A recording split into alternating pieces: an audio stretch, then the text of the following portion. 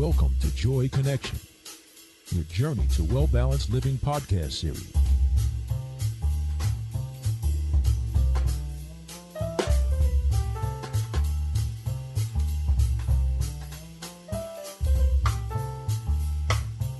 Please welcome your host, Ralph Weaver.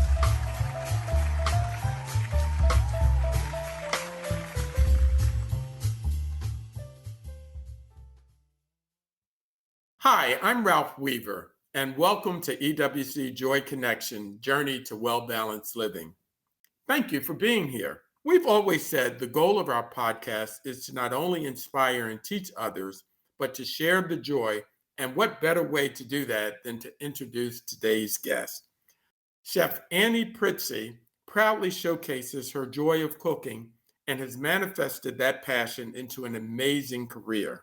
She is a graduate of the prestigious Culinary Institute of America program at Cornell University's Management Hotel and Restaurant Master's program. Chef Annie honed her art as an apprentice to the legendary Simone Beck, a Cordon Bleu alum who co-authored Mastering the Art of French Cooking with Julia Child. A highlight of Chef Annie's resume is her 17-year tenure at New York City's Windows on the World and the restaurant's famed Cellar in the Sky, which she helped conceive and eventually worked at full-time. Also in New York City, she helped launch and then taught at Peter Kump's well-respected Institute of Culinary Education. With Peter Kump, she traveled throughout the United States, including to the Watergate Hotel, to help Jean Louis Palladin prepared Julia Child's birthday dinner in 1985. And when the Algonquin Hotel underwent a multi-million-dollar renovation and reopening, Chef Annie was charged with developing the hotel's new culinary concept and menu. She refined her epicurean talents at Costa Rica, where her restaurant, Annie's Bistro, on Costa Rica's Flamingo coast, became one of the country's most desirable dining venues. After relocating to Southwest Florida, Chef Annie founded Pure Life Kitchen, dedicated to leading the way in exploration, discovery, and celebration of locally grown, healthy, and sustainable food. And I must say, I've had the personal pleasure of enjoying her delicious meals in my home. Throughout her career, Chef Annie has earned several awards, including the James Beard Foundation's Outstanding Education Achievement. Furthermore, Chef Annie Prizzi is the author of Southern Italian Cooking, a compilation of recipes she learned while growing up in the kitchens of her two Sicilian grandmothers. From her grandmothers, she learned scratch cooking from the heart, a time-honored culinary principle that serves as her motto to the present day. Please welcome our guest, Chef Annie Prizzi. Hello, how are you? We're glad to have you today. I'm thrilled to be here. I must tell our listeners I've been spoiled by the fact that Chef Annie has prepared some incredible meals for me over the past couple years, and each one is more delicious than the next. Thank you. Thank you very much. And I wanted to share with you that yesterday was Julia Child's birthday. Oh, so it's just ironic that we picked today to do this, and so I am kind of where I was in 1985. I'm back there today. So that's exciting for me, talking about food. Well, tell us, we'll start there. But tell us what Julia Childs meant to you and how she inspired you. Well, I think that she was my inspiration. I get home from school every day, couldn't wait to put the TV on and watch her show. My mom used to allow me once a month to make a shopping list and take me shopping and prepare one of her meals that she had done during the week. And of course, my grandmothers, they were always in the kitchen and I spent a lot of time with them. So I got the heart and the soul of food from, I think, my grandparents, but my passion came from Julia Child. She was an amazing mentor. She was an amazing teacher.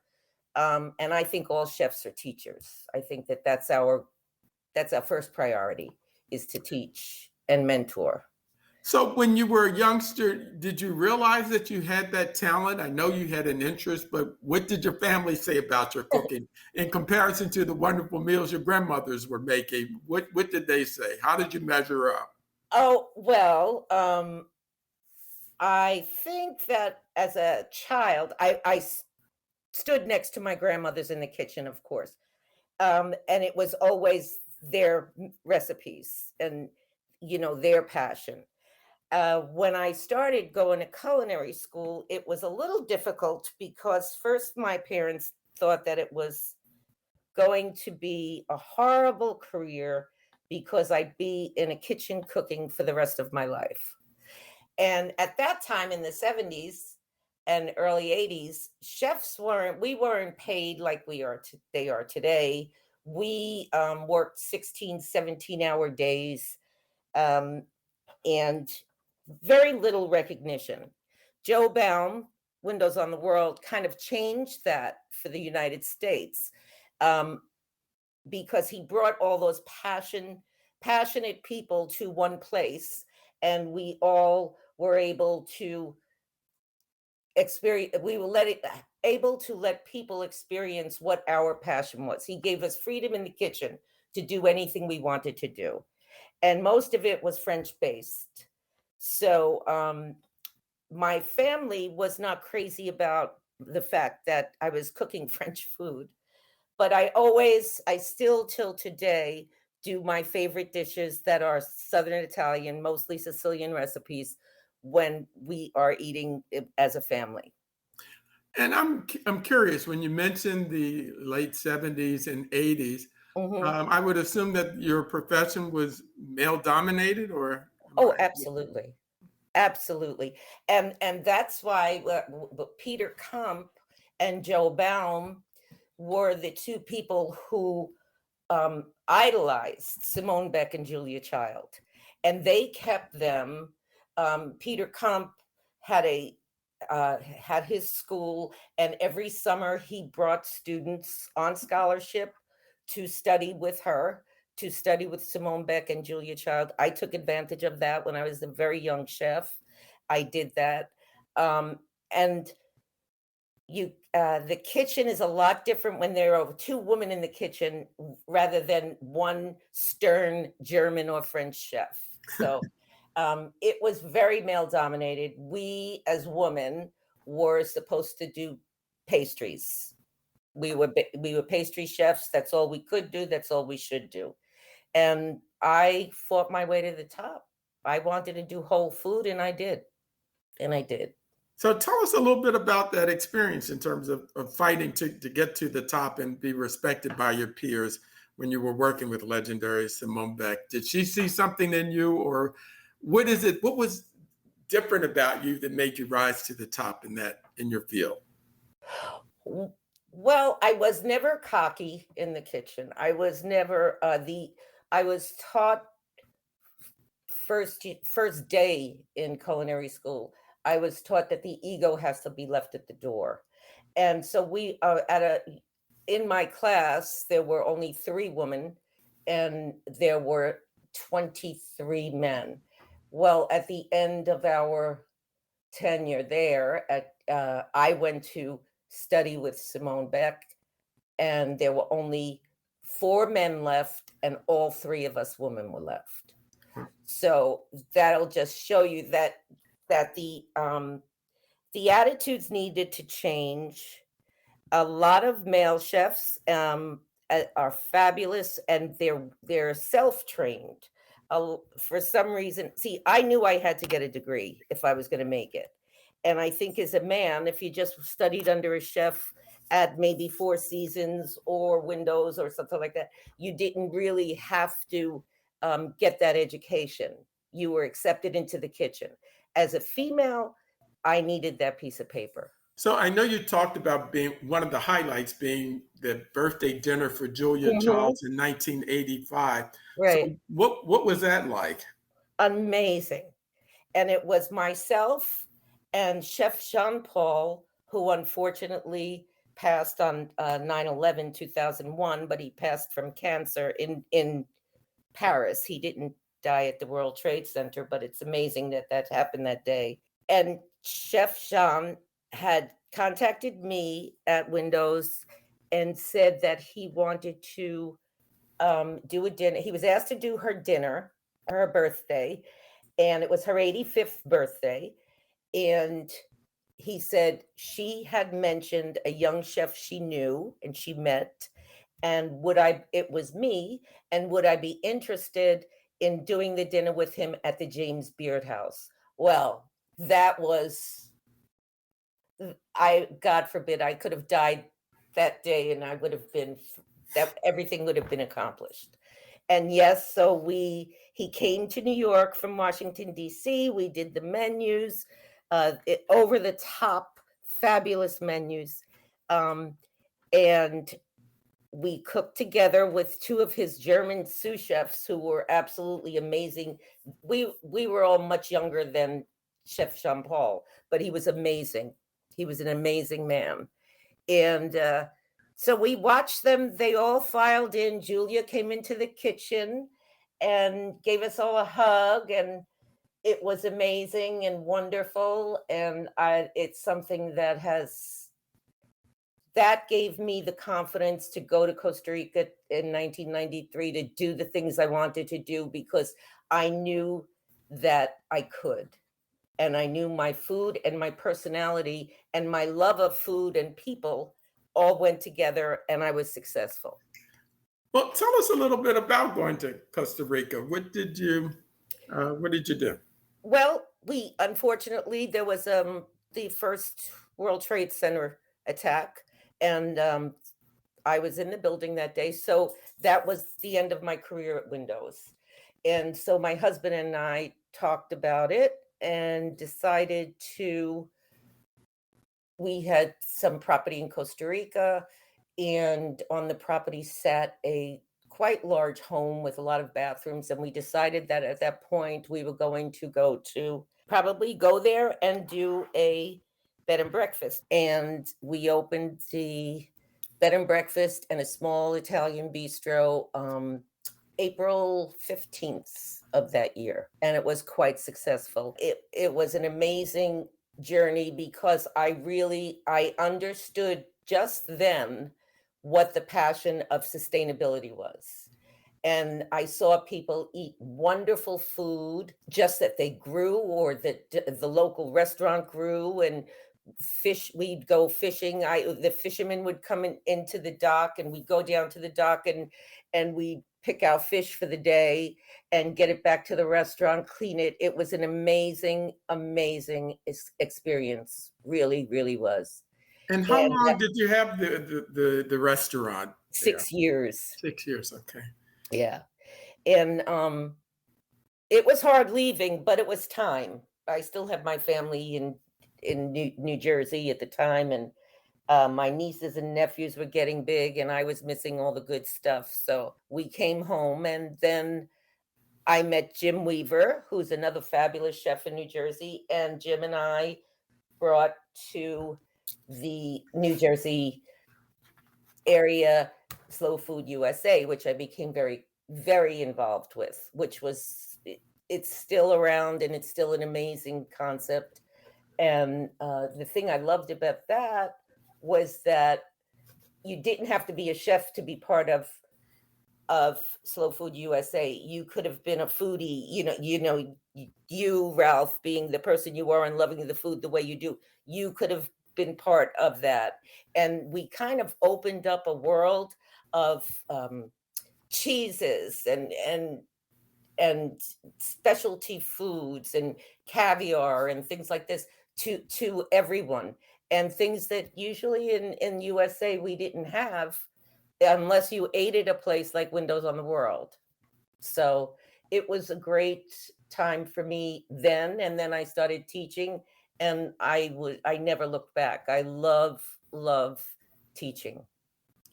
Well, it seems like you've always had your finger on the pulse. You mentioned sustainability, healthy eating, some of the trends. How do you stay ahead of the curve and what's happening on the food scene at that time and even today? Well, it was hard coming back to the States because the sustainability was not all that important to a lot of chefs. It was just putting out the best dish you could, or and getting getting the products from anywhere, flying products in. And that kind of takes away from what's really sustainable and what's really not. It also, sustainability has to do with also overproducing, overfishing the waters. So if here in Florida, if we sold all the grouper that we caught, there would be no grouper for the local restaurant. So and it's kind of hard to most of it is about waste. How do we make it better? How do we make our life easier, more sustainable? And that's not buying from, that would be, you don't buy from New York if you're living in Florida. And that's why I chose the recipe that I chose, because I had to tweak the recipe because locally I couldn't get certain things that go into that recipe because it's too hot in Florida for certain things to be sold or to be caught. Tell us about the recipe. What is it? And I'm anxious to make it. Taste it. This would be one of your favorites. Okay. So I did a ciappino, and ciappino is a fish stew. I want to say it's a fish stew. It's got fennel in it. It's got shallots, garlic, and tomatoes. That's your base sauce. You need some lemon zest in there and all that. You make your sauce separate, and then it would be the fish that you serve should be fish that's fresh and caught locally. So what I chose, I couldn't get clams, and I'll tell you why. I couldn't get clams because the water here in Florida is too warm, too hot, and they actually come from up around Pensacola when it's this time of year. But by the time the fresh clam would get to me, it probably would be a little iffy. If it's not as fresh as coming out of the water in January or February down here from the Gulf. So I got mussels that are local. I've got grouper that is local. I've got Gulf shrimp, which is one of your favorites. That's local sea scallop. And we did a warm water lobster tail that comes from the Gulf. And when I say it comes from the Gulf, it's not 100 miles within my radius, which is what sustainability should be, but it comes from the cold water of the Gulf. But that's according to sustainability. I'm not overusing product. There's plenty available to get that. So I chose this recipe, and of course it's over some fresh pasta. I chose the recipe because it's still wonderful. It's still delicious. It's got all the components it needs. The basil was grown in my garden, the fennel grown in my garden, the garlic, buffalo garlic in my garden. So most of the things I was able to use are here, and I was able to go to my fresh fishmonger, and I told him what I was doing, and he said, okay, let's just do a local feast. And he picked everything for me and got home yesterday. And refrigerated everything. And this morning I got up early and put the dish together, and it's in my fridge and waiting for me to eat it tonight. But it's just, it makes me feel good to know that I've supported my local fishermen. I've supported my local markets. I have the best dish I could possibly have made on a plate, and it's safe. Well, it sounds wonderful and delicious. I wish I was there to I wish you were here experience it too. with you. But I guess the one question that I have is that, and I know we're going to post the recipe for our listeners Yes. to try at home, but you're just a celebrated chef. So what about, say, the novice or that person that says, I can only boil water? How can you make the cooking experience not so intimidating that others can, say, someone that's a beginner or more advanced person cook? Again, it's passion. Again, it's getting in the kitchen with a person who doesn't have the confidence, and everybody can learn to cook. Anybody. A lot of people just don't like to be in the kitchen, and I get that. But for young people going into a new profession now, there are a lot of opportunities to have your own business, and you have to share your passion. You have to make it fun, and you have to make sure that I constantly learned from my students. Sometimes they didn't want to do the recipe the way it should have been done. So I'd let them be creative, just like Joe Baum let me be creative. And they've sometimes given me very good ideas. And I've followed my path with those ideas. So I think it's just embracing the person and sharing the passion. It's like anything else. If you're passionate about it, people will pick up on that. And I just wanted to go back to your comments about working with the local fish store to select the fish and some of the other ingredients for your meals. What guidance would you have to our listeners about what they should do if, to ensure that they're getting the freshest and the best foods? What guidance would you give them?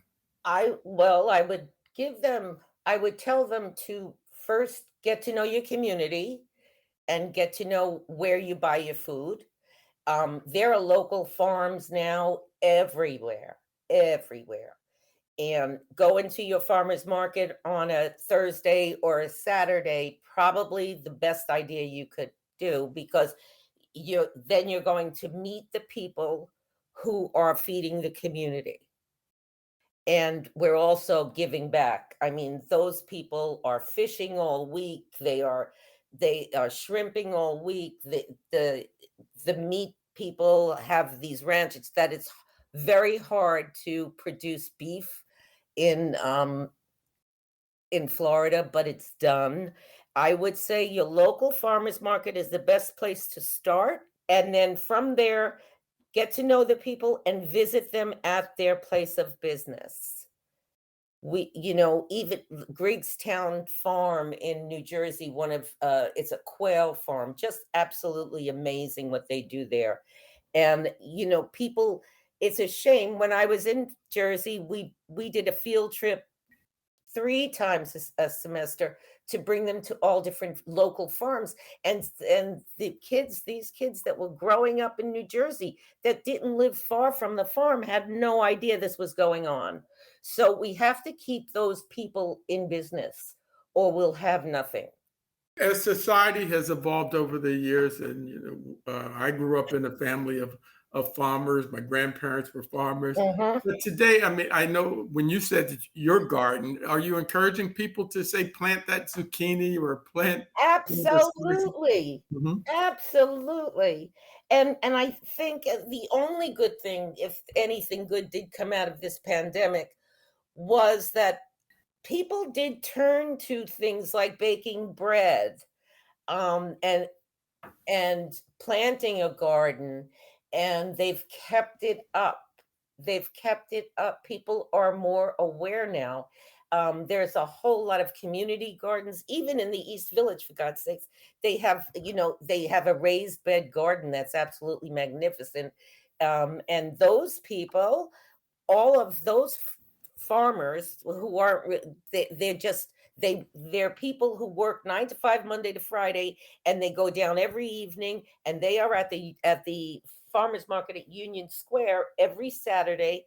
And that's what I'm talking about. I'm talking about even if you are going to take a trip somewhere. I took a trip to Saratoga Springs a few weeks ago, and on Saturday we went to 3 farmers markets. That was on my bucket list because I wanted, and I've met the cheesemaker and I met the dairy guy. It was so fabulous. My friend who's lived there for 37 years, she didn't even know that these places existed. So that's, you understand, that's what I want our world to be. I want us to embrace what is it that we all have, or what is it that we all need. And we all need family. We all need to be together. We all need to eat. And I think it's my opinion, there's nothing better than doing a garden together, going and picking the garden when it's ready, and enjoying that with your family, and then sitting down and having a meal together. It's just, for me, that's the perfect life. Oh, sounds wonderful. Yes. I guess when I think about, some of our listeners may say, food costs are continuing to rise. How do you then stay within your budget when you're, say, buying organic, or some of the options, or sometimes the whole sustainability and buying organic? People say, well, wait a minute, the costs are more than what I could get at my local supermarket that may be having a special on something. How would you respond to that?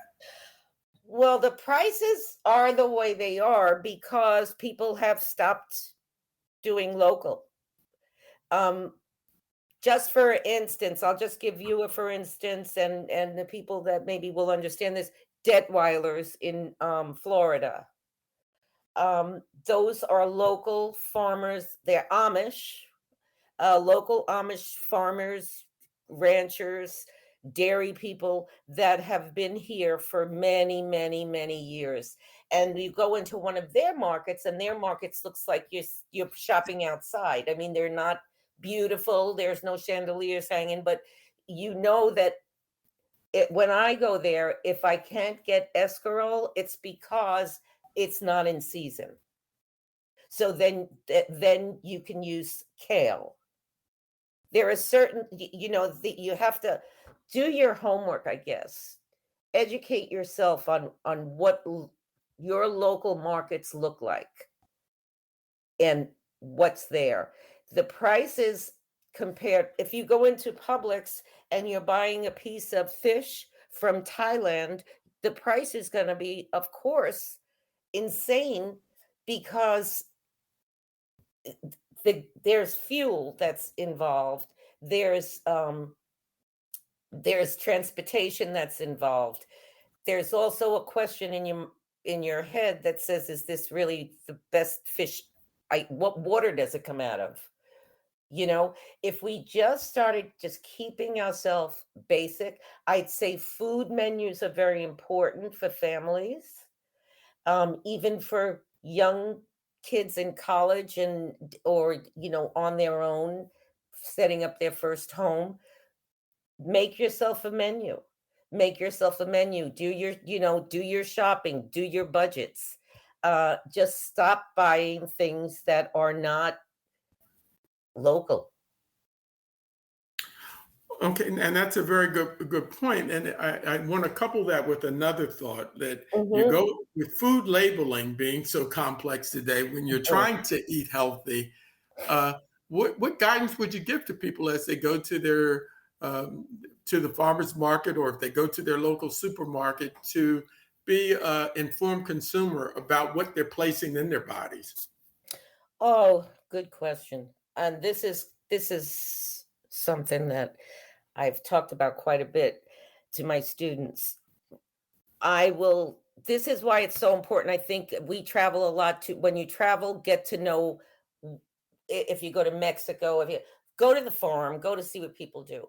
Unfortunately, outside of our culture here, in the United States, there's a lot of spraying that goes on here, which is not good. You don't ever want anything that's sprayed, and you have to.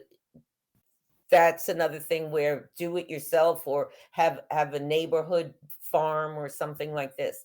But you have to think about the other ways people farm. And if there's not a local bathroom or 5 bathrooms for the migrant worker to be out there picking the avocados and all of this, be logical. I know it sounds horrible, but you have to think about why we get E. coli. Why are things always recalled? Because they're being grown in places that aren't sanitary. So that's why when you drive through the farmland of New Jersey, that's exquisite, or upstate New York, that's exquisite, you see that these people have done this all their life, that they're doing the best they can. But it's a different story when something's coming from Tijuana, Mexico, or Mexico City, or Guatemala. You have to be careful and just know what you're putting in your body, because we have scares every day, and we have the ability as a chef. I used to tell my students this all the time. You have the ability to kill people, so you better make sure you know what you're putting on that plate. Well, earlier you talked about the passion for cooking that you had from a young child to even today as you teach students and you talk about food to others. But so I'm wondering your feelings of what has occurred in the world of food today, the celebrated chef, the food channel, or channels, I should say, where, everyone is a foodie, or so many people are foodies. They enjoy the food experience. Does that bring you joy to see how your profession has just evolved in just the last 25 years? I will say this. I wish that a chef's life would be just as you see on Food Network.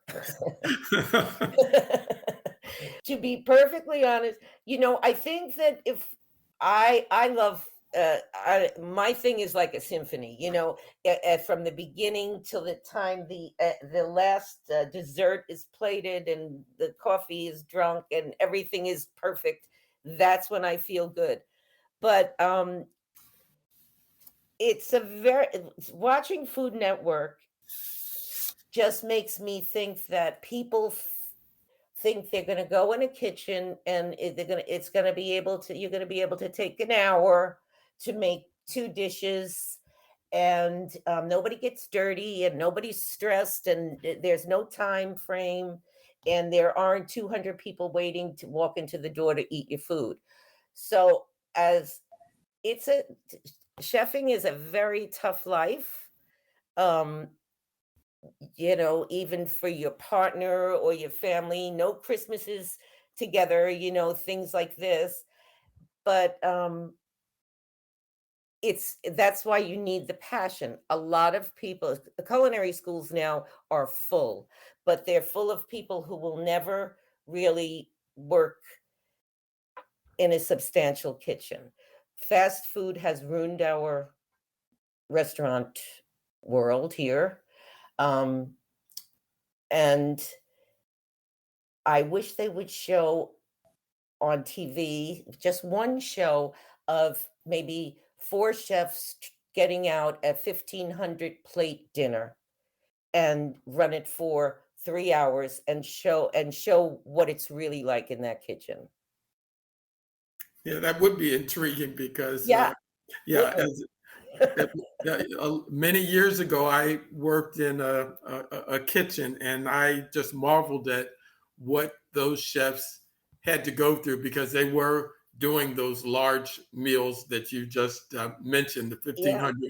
1,500 person meals that they were doing day in and day out. It Yeah. wasn't just one event, but this was their life for, 5 or 6 days a week. Absolutely. And so that is tough. And Ralph, not only that, but remember that 60% or 70% of our job is ordering that food, Yes. is putting that food in I mean, if anybody has worked in restaurants, you see that truck coming, it's like, oh no, and I mean, the trucks will be lined up outside the restaurants at 5:30 in the morning. Chefs are in there.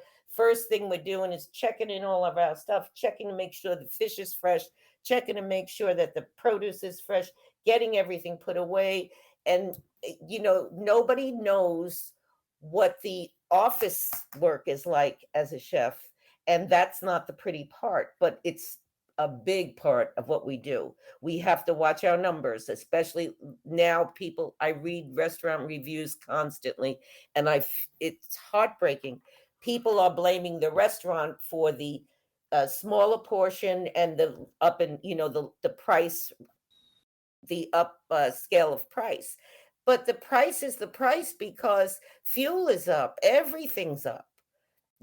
Our truck drivers have to get paid. You can't pay someone $10 an hour to drive 15 hours a day. That's just unheard of. So you have to think of the whole the and that I kind of love that part of what I do. A lot of chefs don't. That's why they like a sous chef, because the sous chef will do the ordering and the inventories and all of this. But I like that part because it keeps me on the ball of what's coming, what's new, what's exciting, you know? Well, what would you tell our listeners? What is it that they can do to support their local restaurants, their local farmers? What is it that they can do? Farmers, local farmers, again, would be the farmers markets. Go visit your farmers market, find out where these people are, and visit them on site. Everyone loves for you to go to see them work. For our restaurants, I think, and I try to do this, if I'm not going to eat out in restaurants, which I really have not been doing much of lately, I do support restaurants where I'll call and pick up and take something home, just because we want them to. The wait staffs aren't making money. Nobody's making money, and this is why restaurants they can't hire people. People don't want to. I mean, if they go to McDonald's, you're 18 years old, you go to McDonald's, they're paying you $17 an hour. There is no way a 5-star restaurant can afford to do that with 13 or 14 chefs. So you have to support people by going and make it an event, maybe 3 couples, or the girls' night out, pick a place and just here. And this is what I've done with my sisters lately when we all get together with my mom, is we order maybe 5 things on the menu and we split everything. So a lot of times it's 2 appetizers, 2 entrees, and a dessert. And then everyone tastes everything. You don't, I mean, you can't go out and spend $400 for 2 people to eat anymore. It's just unheard of. Well, and I guess I want to get back to the topic of just passion, because your passion for cooking, for food, it comes across in all that you're saying. But tell us, what do you do to just sustain that passion at this point in your life? How do you still stay excited and find the joy and the excitement of what it is that you do? Well, I have my tight-knit group of chefs that I've known forever that we all stay in touch. I have a nephew who now is a chef, graduated culinary school, and is working at a country club in Jersey. And when he comes to visit me, we cook, and he's got the passion. So we get in the kitchen and cook together. And it's something that is like, even my nieces would, when they would come to my home for a weekend, and that would be our big thing, was going. I take them, we were in Jersey then, I take them downtown Manhattan. We do the Union Square Farmers Market. We do shopping. We go home on the train. It was fabulous. And then we cook and everything for the whole day Saturday. And then the whole family would come Sunday. My dad, my mom, my sisters. And those, they had that passion. They loved it, but not for a job. They loved it. For them, it's part of Aunt Anne's life. And that's what they enjoy doing with me. I'm not taking them skiing, but I'll take them to the farmer's market, and we'll go home and we'll cook. That's the passion that I continue to have. It's a passion that I love. I never want to lose it. And I refuse to lose it. So I don't like when people start talking about that it's not what it was, blah, blah, blah. Well, that's because something has changed, and it's not the food that's changed. It's the person that's changed. Well, I could go on in talking with you, but one of the things that we end our discussion, we call it a segment, the shift to joy. And you've already answered that question. What is it that you can do? What is it that you do to bring joy to yourself, to those that you love, and how you celebrate life each and every day? Absolutely. And absolutely. I think that's so important. But before we go, I just want you also to just mention the recipe that people can go on our website to get information. So if you just tell us one more teaser about that recipe, that I think you're going to have all our listeners running out. I hope so. So it's the Chia Pinot, and I'm calling it Southwest Florida Chia Pinot, and in parentheses August, so that we know what month it is. Because if it was June, I could have had clams, So I'm going to give what I've done is the recipe is what I've done. I've also sent they'll probably be up on the website. We have pictures of each thing that I did. So I'm going to, I did still photos of the whole recipe as I was doing it. So you'll see it from the time I got back from my market yesterday until we plated it late this morning. So that'll be another helper for you guys. I'll also give you variation menu of what you can do if you live in the Northeast with this, because that's really where Chia Pinot can be made to the extreme, because everything is local now up there. Everything. Yeah, that's what I would ask everyone, and anybody who's listening, and I hope we have a lot of people listening, I would like to get feedback on what they think of the recipe. Okay, great. Well, we'll make sure we ask our listeners for that. Well, it's been a pleasure having you. Thank you, Chef Annie, for taking the time today. And I just think of that title, from I guess it was the 70s, the joy of cooking. And yes, of course. Yeah, you truly personified that. And thank you. It's obvious that you're committed to creating fresh seasonal meals that are good for people. But when you mention family, bringing people together, supporting the farmers, there's so many things that you've said that I think if we take the time and do that, it will make a difference in our life. So thank you for sharing this joy. Thank you for having me. Story with us today. So here's to a wonderful meal that I hope all of our listeners will have today, because they've been inspired by you. Absolutely. And you take care of yourself. Stay healthy, be well, and eat to live. Thank you very much. Thank you.